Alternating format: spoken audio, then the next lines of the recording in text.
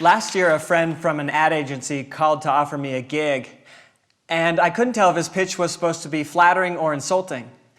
Because he said, "We need someone to write a commercial about poop. You seem like you would be good at that." So I said I was intrigued, and he said, "The product is called the Squatty Potty, and here's the problem. It has a message that's very hard to get people to take seriously. And that message is that our toilets are terrible for us. And this is true. There are studies that show that our toilets put our colons in such a bad posture that it can cause constipation, hemorrhoids, maybe even cancer." And that's kind of scary stuff, right? Our toilets might cause cancer. That hit home for me because I was hooked on toilets at the age of 2 by my mother, who is also an addict. But the Squatty Potty was a stool that improved your posture to help solve some of those colon problems. And the creators of Squatty Potty hired us because they realized something important. They realized that if they wanted their message to be heard by as many people as possible, they needed to use comedy. And that's what I want to talk about today, the power of comedy to spread messages, specifically your message. So this ad agency, the Harmon Brothers, hired me to help write the ad. And as a comedy writer, when someone offers you money to make poop jokes, that's a really special day. And my first thought was, Mom was wrong. She said this day would never come, right? So we started work on the ad, and at Harmon Brothers, we're all adults. We know the colon is a topic you want to treat with some amount of maturity and taste. So we made a puppet unicorn that poops rainbow ice cream. And here's how it turned out. This is where your ice cream comes from. The creamy poop of a mystic unicorn. Totally clean, totally cool, and soft served straight from a sphincter. They're good at pooping. But you know who sucks at pooping? You do. So that ad goes on to explain the problem with our toilets, as well as the solution provided by Squatty Potty. It also went on to get 70 million views on Facebook and YouTube, and to increase online sales by 600%. In fact, by some metrics, it was the most successful online ad of all time. And that's all good, but it also terrifies me that this ad might be my legacy. Like I've brought some very real shame upon my family. My parents aren't even here tonight, and they live in Idaho, so you know there was nothing better going on.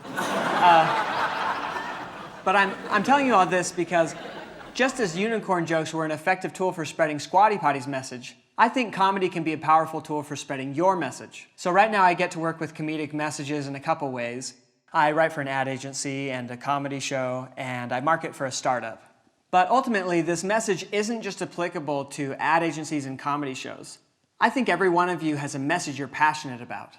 And conventional wisdom tells you if you want people to listen, you need to make them think. But I would argue that you also need to make them laugh. So from the Squatty Potty ad, we learned a couple different things. First off, we learned that Americans place a shocking amount of medical trust in pooping unicorns. Like too much, I think. It's an issue. But more importantly, we learned that comedy spreads messages because it does 3 things very well. So number 1, comedy makes the boring interesting. Number 2, comedy makes the controversial safe. And number 3, comedy connects the disconnected, meaning it forms a connection between you and your audience. Now, those aren't the only 3 strengths of comedy by any means, but I think there are 3 ways in which comedy can dramatically improve the strength of your message. So number 1, comedy makes the boring interesting. I think that's important because there's a decent chance that your message is boring. And I don't mean that as an insult. I think that's just the nature of being passionate about something. When you're passionate about something, you often don't realize that your topic is much more interesting to you than to anyone else in the room. And I know that because I work with libertarians. Like, their ideas make a lot of sense, but man, it's exhausting. Now, fortunately, comedy has a special power to make even the most mundane topics interesting. And a great example of that is the comedian John Oliver. So each week on his HBO show, he takes a social issue, he explains it, and then he gives a hilarious, persuasive argument around it. And some of these social issues are really quite boring. So in one of his first episodes, he gave an argument in favor of net neutrality, which is a very unsexy topic, especially by HBO standards. And the gist of the net neutrality debate is, should cable companies be able to charge websites different fees for different internet speeds? So Oliver, in his show, he highlighted one of the conflicts of interest surrounding this issue. So there's this man named Tom Wheeler, and he's the head of the FCC, which regulates the cable companies. But he also used to be a lobbyist for the cable companies, which is a major conflict of interest. In Oliver's words, that's the equivalent of needing a babysitter and hiring a dingo, right? So he made that point. He made a number of similar critiques, and then he posted this video on YouTube, and he asked viewers to reach out to the FCC.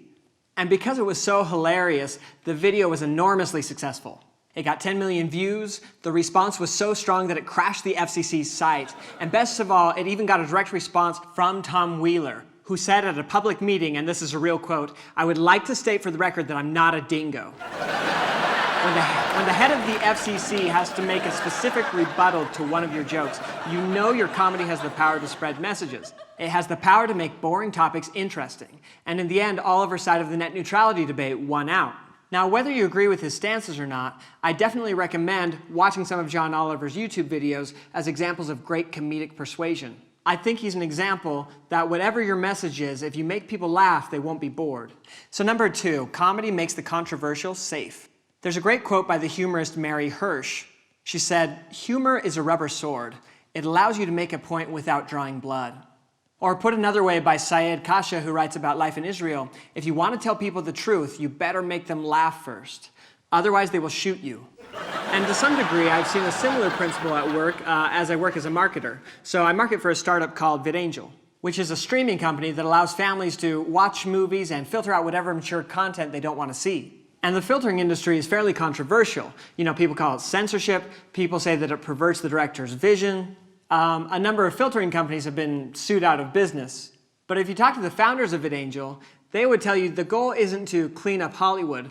The goal is to allow directors to film what they want while letting families watch how they want. So ultimately, it's not about censorship, it's about personal freedom. And when they say personal freedom, what they really mean is libertarianism. And once they say that word, you are stuck in that conversation until you buy some Bitcoin, I have found. So we wanted a comedic way to spread the personal freedom message. So we told customers, you are now free to watch Star Wars without Jar Jar Binks. And we gave them the ability to do that. I see a fan over there. Or the opposite. Since Jar Jar is such a hated character, or used to be until very recently, that tends to get a laugh from people. And their laughter takes a lot of the sting out of the filtering debate. It allows us to have a much more civil conversation around what families can watch in their own homes. Not to mention, the people who say that VidAngel's ruining art have a hard time arguing that Jar Jar is art, right? Now, Jar Jar is kind of a trivial example, but comedy can be used in a lot of higher stakes situations. So in 1988, Chile had been oppressed by their dictator, General Pinochet, for 15 years. And that year, the dictator allowed a special vote where he asked the people, should I stay in power? And first off, how insecure can you be? Like, you're already the dictator, why do you need more validation, right? So this was the vote. Should he stay in power? Yes, no. Both campaigns got 15 minutes of airtime each night. And here was the problem for the no campaign. How do you get the people of Chile to stand up to a man who has already murdered and tortured thousands of them? Not to mention, there's no guarantee that he'll honor the election results if he loses. How do you make that election, or how do you make that message safe? Well, they made it safe in large part by using comedy.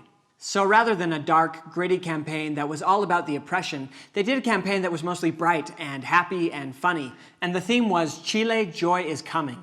They realized that they could use humor and optimism to make this very dangerous topic safe. And ultimately, the no campaign won by a large margin, and Pinochet was ousted from power. Now, this ad campaign obviously wasn't the only factor. There was also a grassroots voter registration effort that was very vital to their success.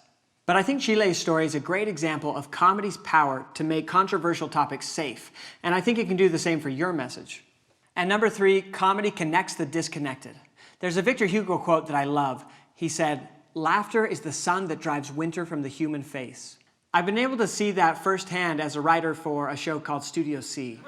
So we're a sketch comedy show. We've been around for a little over 3 years, and I've been so impressed by the level of connection that the fans feel with the show. So we get letters from fans who say that the show is helping them battle through chronic illnesses.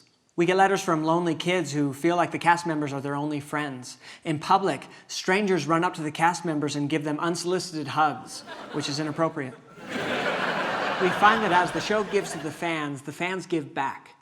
So a couple months ago, Alice Gray, the baby daughter of one of our actors, had a brain aneurysm. And the fans got together, many hundreds of whom we'd never met, and raised $67,000 to help cover medical expenses. So it was just this incredible outpouring of love and support from these people we didn't know. And my question is, where does that sense of connection come from? I don't think we're the most profound of shows. Our most popular sketch is a goalie getting hit in the face over and over again with a soccer ball. But I think that connection comes from comedy's ability to create shared experiences of joy. And I think it's a testament that if you want to connect with people, it helps to make them laugh.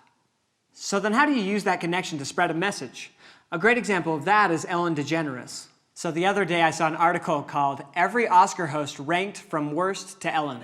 And I think that speaks to the strength of connection that she has with her audience. You know, she has her own talk show. She's hosted the Oscars, Emmys, and Grammys, and they keep inviting her back. She's getting her own Pixar film. So how does she use that connection to spread messages? I think Ellen's been spreading her most important message ever since she came out 19 years ago. And that message is that members of the LGBT community aren't some category of other. You know, they're people. They're our friends and our family, and they deserve the same love as everyone else, right? And she's been a huge part of humanizing and putting a face on the LGBT community, to the point where a couple surveys have identified her as being the most influential individual in changing modern America's perceptions. And what's interesting to me is that her message isn't all that new. You know, a number of people have been saying similar things for a long time. But I think part of why Ellen has spread her message so successfully is that so many people just love her. And I think we love her, one, because she's kind, but also in large part because she made us laugh. Whatever your message is, if you can make your audience laugh, it forms a connection that makes them much more receptive to your message. So a word of warning, comedy isn't inherently good. It's a neutral tool that we can use either positively or negatively. So for instance, sophisticated jokes can be used for elegant political satire, but they can also be used to bully people of different religious beliefs. Crass juvenile jokes can be used to sell Squatty Potties, but on the flip side, apparently they can also win the presidential nomination of a major political party, right? One's good for your colon, one's bad for your country, and they're both pretty crappy, right? Not naming any names. So each of us has a responsibility to ask ourselves, am I using comedy to spread true messages or false messages? Am I using it to make dangerous topics safe or to make them trivial? Am I including and connecting with other people or bullying and ostracizing? We each have the obligation to use it responsibly. So finally, how can you put this into practice? I have 3 recommendations. Number 1, read one of the best comedy books I've ever read, and it's not even a comedy book. It's called Made to Stick by Chip Heath and Dan Heath. It's about how to create messages that are remembered and shared, and its principles are surprisingly applicable to comedy. Number 2, start taking comedy seriously. I think as a culture, we kind of marginalize comedy and treat it like it's a skill not worth developing. So if your kids like music, you might put them in piano lessons, but if they're funny, you probably don't put them in improv classes, right? And I love music. I think kids should learn music, but no one gets into the workforce and says, man, good thing I learned the bassoon, right? Even bassoonists don't say that. But people are happy that they learn to tell a joke, because comedy makes us better marketers and executives and public speakers and parents, so be sure to take it seriously. And finally, incorporate comedy into your message. There are a whole host of ways you can do that, even if you're not a comedian. You can collaborate with comedians on your next project. You can let your ad agency take more creative risks. You can take an improv course and incorporate the lessons into your leadership style. Spice up your next speech with some humor. There are a whole host of options. Comedy has a special power to spread messages. It makes them interesting, it makes them safe, and it connects you with your audience. You have a message that can make the world better, and comedy can help you do it. And if comedy's not your thing, unicorns also work. Thank you.